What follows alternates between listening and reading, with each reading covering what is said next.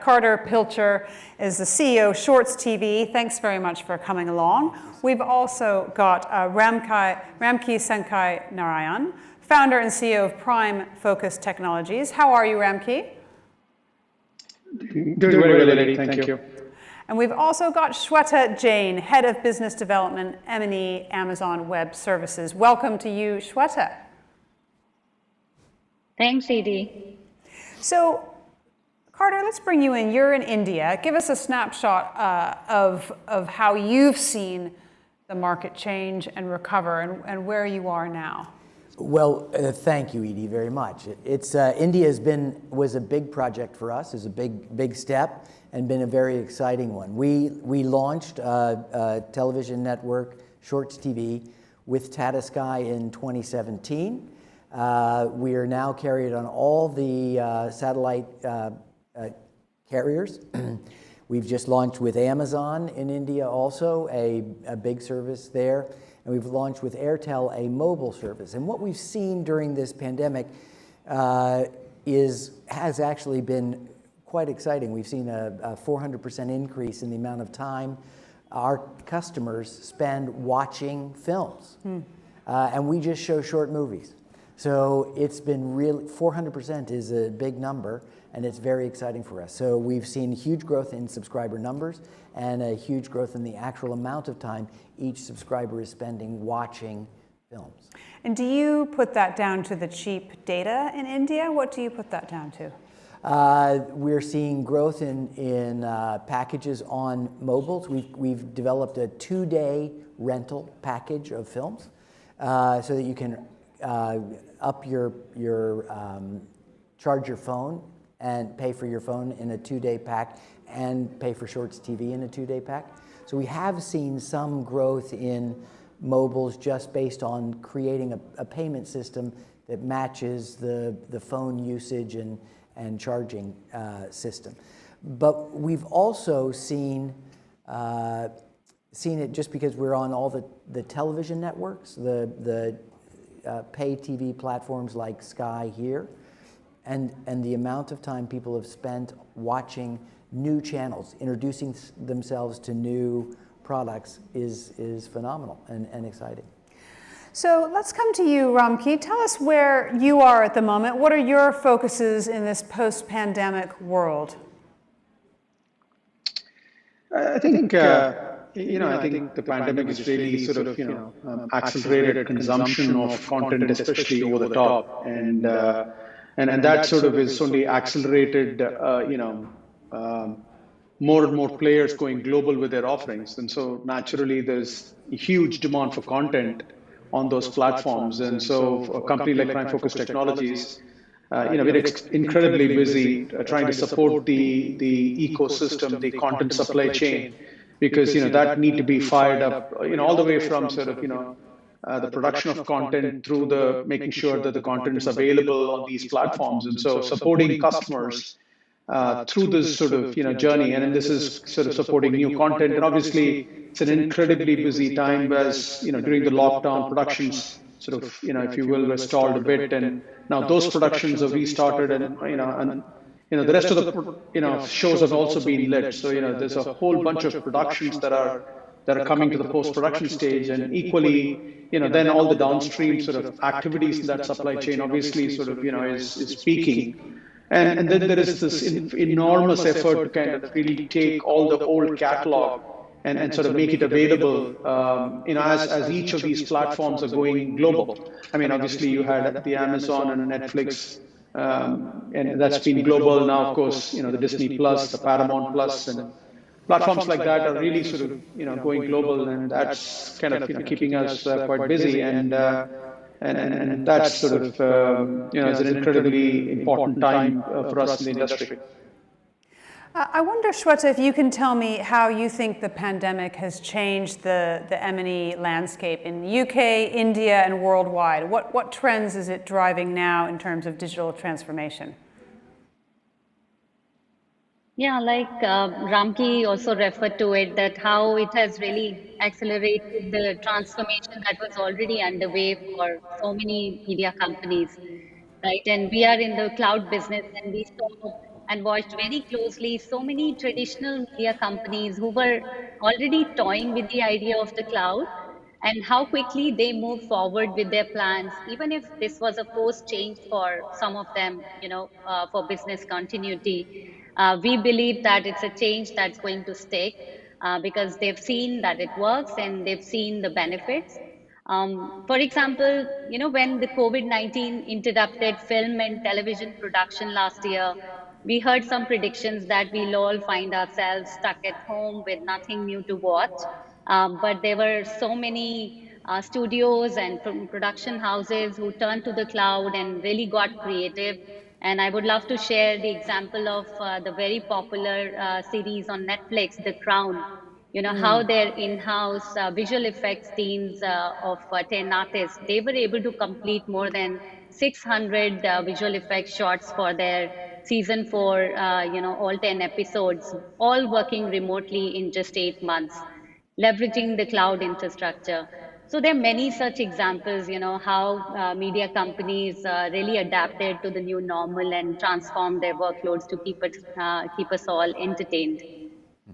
So I wonder if I could get you all to reflect on what you think the future of media and entertainment looks like and what the trends will be moving forward in the next 5 years, and whether you have any thoughts on how a UK-India collaboration could be driving that journey, whether an enhanced trade partnership, a free trade agreement would be driving collaboration. Tim, any thoughts? Yeah, so I think that the classic subscription services now, the Amazons, the Apples, the Netflixes, will be studios. Arguably, Amazon, with their recent purchase of MGM, is a studio right now. So I think there'll be studios, and I think in the future there's going to be 2 channels. There's going to be an in-home and an out-of-home. And I think there's going to be a very large period of consolidation in-home in terms of television and satellite and subscription services. So who is actually going to come out ahead there is still too early to tell. But that's I think the fact that there will just be the 2 channels where all content, whether it be television, classic television, or feature films, will be monetized. And what do you think, Carter? What's the next 5 years holding? Next 5 years, what we're seeing, big shift to viewing content wherever you are, and especially in a country like India, where the cinema palaces are opening tomorrow, so people are very excited about going back to the theater. That still exists. There are, but there are not lots of them compared to the number of people that are in India.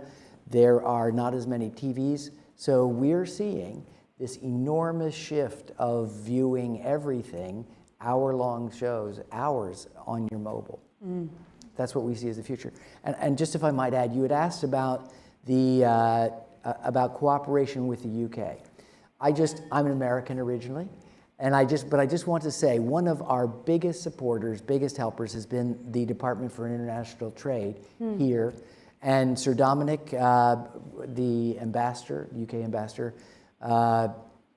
It's amazing how supportive the British government has been over the last 4 years for us. Tell me a little bit more. What in particular has well, we had our a big announcement with them in Delhi. They have helped us. We're a British company, and we don't really know how to get to know folks in India. And they were great. They assisted us in setting up meetings and working through a lot of tax issues, and it's been a wonderful partnership. We're very grateful. Let's come back to Ramki, and I wonder if you can tell me about live content streaming platforms. Sports rights holders, for example, have the mammoth task of ensuring that hundreds of millions of their audiences around the world have a seamless viewing experience via any device and type of internet connection. So tell me what role cloud plays in that.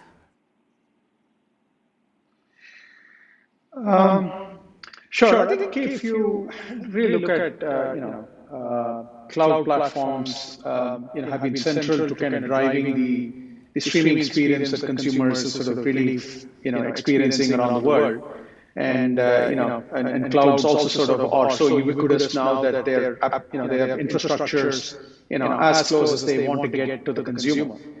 And especially live sports, I think the big challenge that cloud vendors, along with the various solution providers, really working very hard to kind of really cut back the latency, between the time from what's happening in the ballpark to what consumers when consumers get to see, and really shortening that time window is something that everybody is innovating at this point. But behind all of this, I think is a very important business trend, which is as much as rights are becoming more and more expensive. These companies that are buying these rights are also becoming bigger and bigger, because of the consolidation in the industry at large. And what they find right in the middle is also sort of a significant, need to kind of, really transform themselves digitally, using sort of, enterprise software and cloud and leverage the power of AI. And I think if you really look at it, I see the next 5 years to be an exciting time for, as you've seen across the sectors, this digital transformation is really a key vehicle, and especially in significantly high demand as companies are coming out of COVID worldwide. And I think it's an incredible sort of time to kind of really be a player in the industry and really get a benefit of just all the action that's happening all around us. Let's get your view as well, Shweta, on sports rights holders ensuring that millions of audiences can have a seamless viewing experience. Tell me how cloud has changed and altered and enhanced that. Yeah, sure, absolutely. And, specifically if we talk about cricket, you can expect all sorts of world records to be broken when it comes to live streaming, right? As we see how Disney Plus Hotstar, how they peak at 25 million concurrent users during the semi-final match in World Cup 2019. So really cloud can play a hugely, I would say, significant role in enabling these platforms to scale up to meet that kind of demand.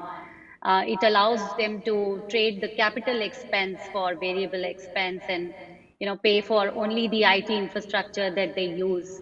So, like I mentioned, we've been working very closely with Disney Hotstar team as they build their video pipelines in the cloud, right? So Ramki referred to the latency, which is very, very critical. I mean, you can't have someone tweeting about a sixer before you actually see it live on your mobile app, right? So that's really the challenge. How do you minimize that glass to glass latency, the glass of the camera in the stadium to glass of the mobile phone of the end user, right? So we've been working very closely with folks who have the live streaming rights in India as well as the UK on minimizing that latency. So yeah. What's the biggest challenge? How do you stop that from happening? Well, the latency is actually added at various points in the entire video pipeline, and we work to minimize at every step.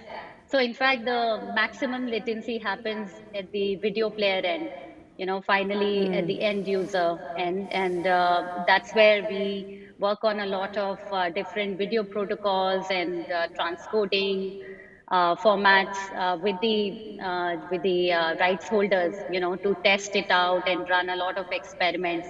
So in fact, in 2019 IPL matches, we were able to help Hotstar move their entire video pipeline from on-premises to cloud. And by doing that, they were able to reduce the latency by almost, I believe, it was 65%, which is huge when it comes to live streaming. Thank you. Tim, let's come back to you. I wonder what, in terms of growth for Vue and where you're seeing the next steps, you're already in 9 different markets. What have you got your eyes on? Well, I think I'd like to address kind of the streaming side of it as well, because We kind of sit, in terms of sporting events and live events, we kind of sit somewhere between in-home and the actual stadium. But our experience is closer to the real stadium because it's an experience that you're sharing with a larger group of people. So the atmosphere is more vibrant. And we played all of the World Cup football. And we play major sporting events. And how's that gone? I mean, we sell out for the big events. Right. I mean, it's a learning experience. We did Wimbledon in 3D, and the cameras weren't placed in the right place, and people got very nauseous. And the ball going back and forth. These are all part of the learning curve. But I think it's a growing part of our business. The part that's really exciting is gaming. And gaming is a bigger industry than movies. And we have the ability right now to have players play against themselves in major markets across the world on the same screen. And so, and esports, you can have competitions held nationally and internationally. And when you give young people an opportunity to play a game on a 70, 100-foot screen with a 200,000 watt digital surround sound system, it's a very different experience than sitting at home on a 27-inch Mac. And are they also surrounded by other people in the absolutely. And what's really interesting is that, well, there's two models that we're working on right now. One is 100 people with recognizable avatars on the screen that they can control themselves, so they can shoot, chase, whatever they want to do on the screen in real time. And we're also working on, particularly esports. People will actually pay to sit and watch other people play at the top of their game.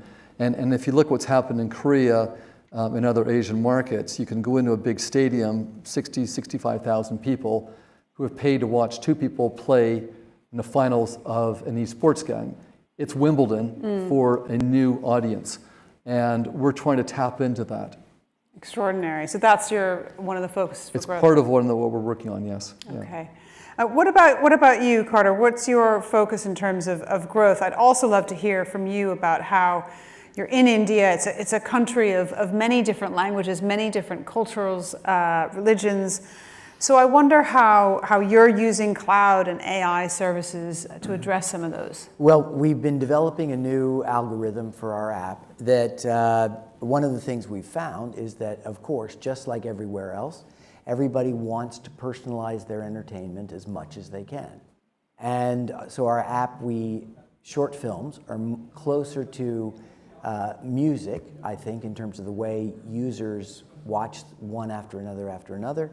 And so we've developed an artificial intelligence-based app that, just like Spotify, you can skip and like, and it learns more what you like and gives you a feed that's of interest. And we're seeing this, India is an amazing country. Not only